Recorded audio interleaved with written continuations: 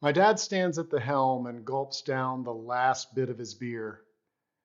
Then he casually tosses the red and white Budweiser can overboard.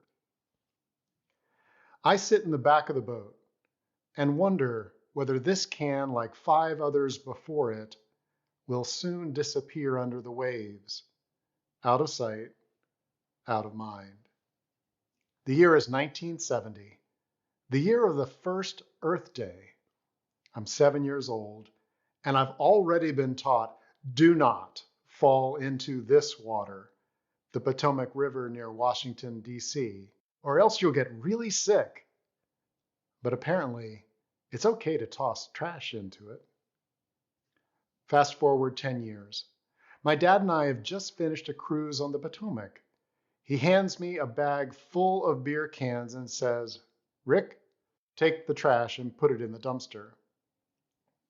Over the course of 10 years, people who considered themselves environmentalists, along with people who just decided to care more about clean air and clean water, had changed awareness enough and laws enough to make it so that my father wasn't tossing his beer cans overboard. He had a container now, a container that held the trash that needed to go somewhere other than where it would be toxic to life and the ecosystem we all share. It's now been nearly 50 years since that first Earth Day. Because millions of people have changed awareness and actions, dolphins are breeding in the Potomac River for the first time since the 1880s. Wow. Yes. And thank you. As I look into the history of people tending to the physical environment, I'm drawn to individuals like John Muir and so many others for inspiration. Some were people who had great power and prestige, and some were people who you wouldn't think had any power at all. And yet their heart said, I need to be part of protecting and cultivating a world that has and maintains beauty, natural beauty. These days, as I feel into the emotional world that we all share, I notice the beer cans of emotional energy being tossed into our streets and into our social media feeds. I notice the acid rain that pours down and damages the vitality of free people, those humans who could be strong and rooted and capable of providing so much, yet they are diminished by rampant emotional pollution. Look, there are emotional byproducts of being alive as a human being.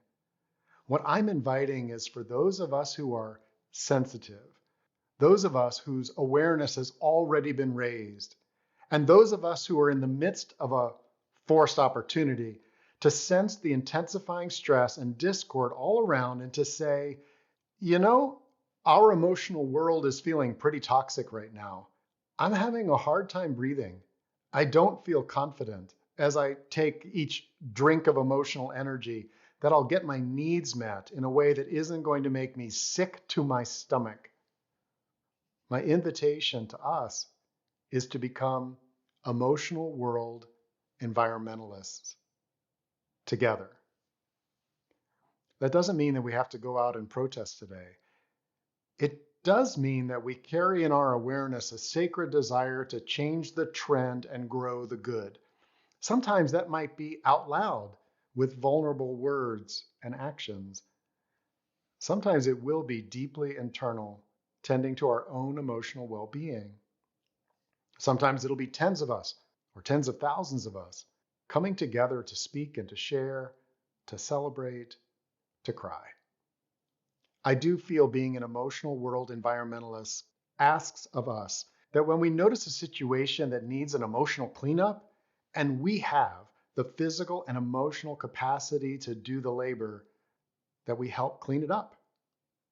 We also need to get savvy at handling the emotional crap that flows from just being a human in the world.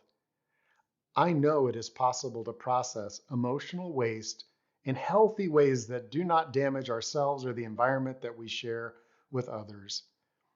To me, emotional freedom for all embraces living as an emotional world environmentalist. Having carried this as an identity for myself over the last few years, I assure you that the fruits it can yield are really juicy and delicious. Until next time, I'm Rick at Thriving Now. If you'd like to learn more and be a part of this emotional freedom for all intention, join us at emotionalfreedom.love. That's emotionalfreedom.love. Thanks for listening.